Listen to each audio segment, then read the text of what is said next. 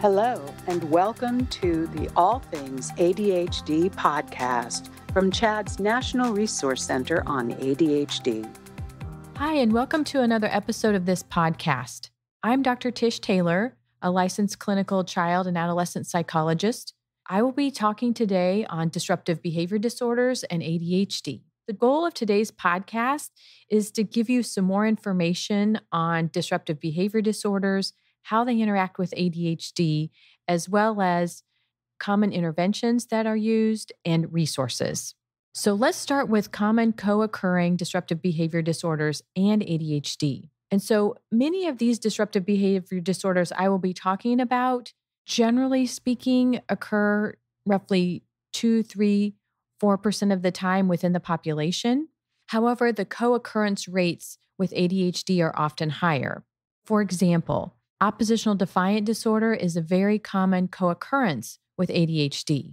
We see that in probably approximately 3% of the population, but in the ADHD population, we see it much higher. So it tends to run within about 50% of the ADHD population, especially combined type or hyperactive impulsive type, and in about 25% of inattentive type ADHD.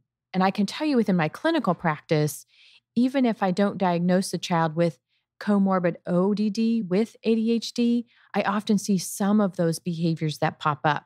So they may not robustly meet the diagnostic criteria, but they may show some of those behaviors. So oftentimes with ADHD, I would say in a clinical practice, oftentimes with ADHD combined type or hyperactive impulsive type, and even inattentive type, we still are dealing with some of those behaviors. Another co-occurring behavior that often happens with ADHD is conduct disorder, not to the degree that oppositional defiant disorder occurs, but conduct disorder does show up. Another type of disruptive behavior disorder is intermittent explosive disorder, and that shows up in roughly 2 to 3% of the population, not quite as often as oppositional defiant disorder does, but it does occur. And in a minute, I'm going to describe some of the differences of these disruptive behavior disorders. I also do want to give a nod to disruptive mood dysregulation disorder. Now, that is classified within mood disorders and not disruptive behavior disorders, but it does feel like and show up like a disruptive behavior disorder in many ways. However, we recognize it clinically as a mood disorder that is influencing the behaviors. So let me go back and describe some of the specific behaviors and the presentations, profiles you will see within these disruptive behavior disorders. So oppositional defiant disorder looks like and sounds like the child or teen who just doesn't want to agree. They often disagree, argue, refuse to follow rules or expectations. They can tend to be revengeful in some situations. They tend to be irritable. They can be more easily annoyed or purposely annoy others. And this tends to show up depending on how severe the disorder is. So in a milder case, it may show up just at home. In a more moderate case, it may show up at home in school. And in the more severe cases, we're seeing it very persistently across the board in different settings. And so there's very little self-regulation and self-control when you see the more severe cases. Now, in terms of gender, it does happen a little more often in males in childhood. I think the rate's 1.6 to 1 in terms of ratio male to female. However, into adolescence, those distinctions become more blurred. With conduct disorder, you often see oppositional defiant disorder in conjunction with it, but conduct disorder is more purposely and intentionally rule breaking, not showing a lot of, I would say, empathy, care, or concern for how somebody else may be affected, manipulated, or hurt, or that also includes property. It can include property, people, and animals. So this is the child or adolescent who is skipping school or willing to try different drugs or willing to break laws or steal things or manipulate people in different ways to get what they want. And one historical and continued concern with conduct disorder is lack of empathy. Intermittent explosive disorder is a behavioral disorder where we see just a huge emotional and behavioral reaction to usually some kind of trigger. something that upsets the child or teen, that their reaction is beyond or well beyond what most people would expect the reaction to be. So the reaction itself tends to be a tantrum, a meltdown, how if you want to define it that way. It might be yelling. It's typically aggressive, verbally and physically, but just a huge reaction. And then that recovery period, depending on the child or the teen, can be a long recovery period or a quicker recovery period. But typically what I see is their recognition of how it affects other people in the situation is not very high. And so not recognizing then how other people around them need to recover and then subsequently respond to them. I want to go back and make a comment about disruptive mood dysregulation disorder, as I mentioned before. Again, it's classified within the category of mood disorders, but it shows up and looks a lot like oppositional defiant disorder in some ways. It can look like intermittent explosive disorder in some ways. But really, the hallmark trait and characteristic you're looking for clinically is if there's a persistent and irritable mood. So when there's a persistent and irritable mood, you're naturally going to see quicker blow-ups, bigger reactions to smaller things. People are often walking on eggshells around a child with disruptive mood dysregulation disorder because they're frequently irritable and easily agitated. And sometimes you don't know what's going to make them have a large reaction to something.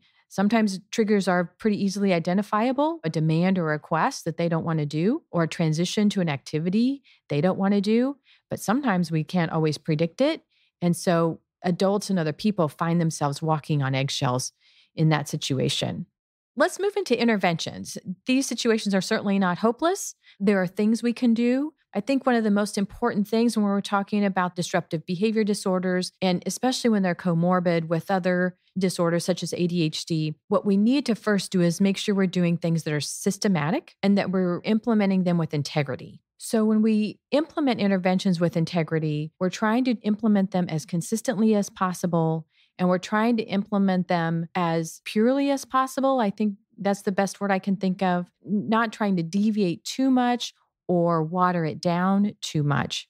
So for example, if you're implementing a behavior intervention plan that has a specific target goal, a target behavior, a behavior we're trying to replace or change, then as consistently as possible, you need to reinforce that behavior or provide the consequence that you've predetermined the consequence to be. For example, if you're implementing a behavior plan where the goal of the target behavior is to have a time away or a time out before they become aggressive or before they yell at somebody or before they throw something across the room, then when you see them implementing a behavior trying to do that, they're huffing and puffing, but they're not throwing anything, then that's a time to give some reinforcement, some gentle reinforcement, or add a point to their point system. If indeed, though, they're not able to do that and they do have an explosion and it does cause negative reactions from other people and it causes some disruption in the home or school, then the predetermined consequence needs to occur. And maybe that is a time away. Maybe that they lose points. Maybe they need to go take a time out in a whole nother space. When they're calm, they probably need to come back and apologize and somehow make up for something they broke or destroyed and come back and do some reparation as appropriate. At times as adults, we become worn out, stressed out, but we cannot allow that to stop us from implementing the plan with integrity. Because if the child does not get the consistent feedback or the consistent consequences, it becomes less predictable for them. And with disruptive behavior disorders, predictability, structure, consistency is very important. And that's a lot of what I mean by implementing it with integrity. Another helpful and efficacious intervention, especially for oppositional defiant disorder, is parent-child interaction therapy. So many of you may have heard that or may have some experience with that. That particular intervention was developed for young children, roughly ages 2 to 7. So it definitely requires parent or parents, as well as the child, to be involved with the therapy. But that therapy in particular works on particular parent and child interaction skills in moments of doing an activity. So there is coaching that occurs with the parent from the clinician, and then there are certainly skills to work on in the home setting. So commonly referred to as PCIT, you can often find those resources locally or some clinicians locally, especially in larger cities. And you can probably find some resources online if you're not finding them in your local area. There are also books available where you can Google or search PCIT, parent-child interaction therapy, but those can certainly be helpful interventions for younger children and parents. Other important interventions that would be behavioral therapy. Behavioral therapy can be efficacious for ADHD. It also is an important component for other disruptive behavior disorders. And so again, you can find local clinicians typically, book resources on behavior therapy. chad.org would also have helpful resources. Behavioral therapy will help a parent or clinician specifically address and identify particular behaviors that need to be targeted, antecedents and consequences to those behaviors. So trying to understand the behavioral patterns, the behavioral triggers, and what replacement responses or consequences we can have as adults interfere with those patterns of behaviors the child is showing. So ultimately, we're trying to really understand on a micro level how those behavioral patterns are playing out and how we can interrupt them, replace them, and improve them. Cognitive behavior therapy is typically delivered through an individual therapist or counselor. And so commonly referred to as CBT, cognitive behavior therapy is certainly efficacious with, although I haven't mentioned anxiety, it's certainly efficacious with anxiety because while I haven't mentioned that in this disruptive behavior disorder piece, it often does co-occur with what we are speaking about. So it certainly is efficacious with aspects of anxiety, which can increase behaviors, by the way, but it's also very efficacious with anger and frustration because it breaks down the thought patterns, the emotions, and the actions, how those all work together and come together within a situation or a moment where a person reacts with high emotion or strong emotion. So it helps the person or the child, the teen, the parent even better understand what those patterns are, how they're coming together for the child. And it's trying to give the child or teen additional skills in terms of their thinking and responses. When we see disruptive behavior patterns that are more moderate to severe, it's really important to have a systematic approach. What I mean by that is, first of all, having supports within the home. So that could include family therapy, individual therapy for the child. It could also include a behavior specialist assisting the family or the parents with behavior therapy and managing a behavior plan, for example. And if the parents themselves need specific treatment for things that are challenging for them, that is also a very important component because when you're parenting a child with a disruptive behavior disorder, it taxes you mentally, emotionally, and physically. So if the parent needs any level of psychiatric or psychological intervention, we don't want to overlook that. In addition, recognizing some plan of self-care or how parents can have some reprieve or some respite. Because again, this takes a lot of energy and it takes a lot of agency and wherewithal, and especially depending on how severe the disorder is. So those are very good examples and important things to address in the home setting. In the school setting, that requires what services and supports can be provided in the school setting. And I know that can be its own challenge in some ways. It could be special education services or general education services through a 504, but certainly individuals within the school who are working in collaboration with the family, with other outside support services, and working with probably other professionals within the school setting to provide a systematic support system, systematic response system to this student to allow for positive behavior supports, positive mental health supports, as well as appropriate responses and consequences to disruptive behaviors in the school setting. So essentially, this means that if it's not special education services, that there are at least mental health providers or the school counselors or school mental health professionals, school administration, and the teachers are all trying to work together to meet the positive goals for the student. So definitely the school needs to be on board. Third, resources and support through the community or private services for the child, family, or teen. So as I mentioned before, individual therapy, family therapy, behavioral therapy, medication therapy, would all be those professional types of services. It could also be coaching services, but all of those professional types of services are also important to be on board with this. One other thing I would like to mention as a clinician in those moments, so I've been in those moments in therapy and working with children and teens where I get some of the behavior, I get some of the pushback, or I get some of the agitation and frustration. And so in those moments, just some tips for you all is to, one, take a breath and don't respond right away.